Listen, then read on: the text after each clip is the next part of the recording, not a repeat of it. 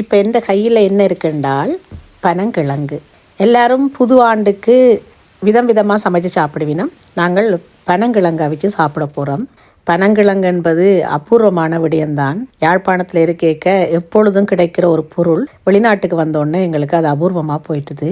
ஆகவே இன்றைக்கு கிடைச்சிருக்குது. நாங்கள் சுட சுட பனங்கிழங்கு அவிச்சு சாப்பிட போகிறோம். இது அவியறது கரநேரம் சென்றது. ஊரில் என்று சொன்னால் விறகு அடுப்பில் போட்டு நிறைய நேரம் அவிய விட்டு எடுப்போம். பெரிய சட்டிக்குள்ளே நிறைய போட்டு ஒரு 50-60 பனங்கிழங்கு போட்டு அவிச்செடுப்போம். இது 4-5 பனங்கிழங்கு.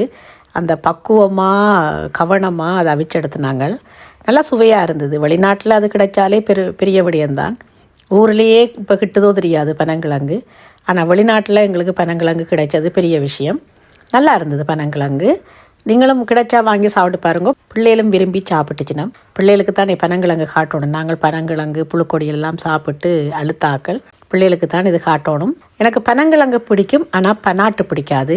பனைமரத்தில் கிடைக்கிற அத்தனை பொருளும் அற்புதம்தான். பனை ஒரு சிறப்பான ஒரு மரம். அது எல்லா வளங்களும் கொண்ட மரம். இந்த பனை மரத்தில் உங்களுக்கு எது பிடிக்கும்னு சொல்லுங்க.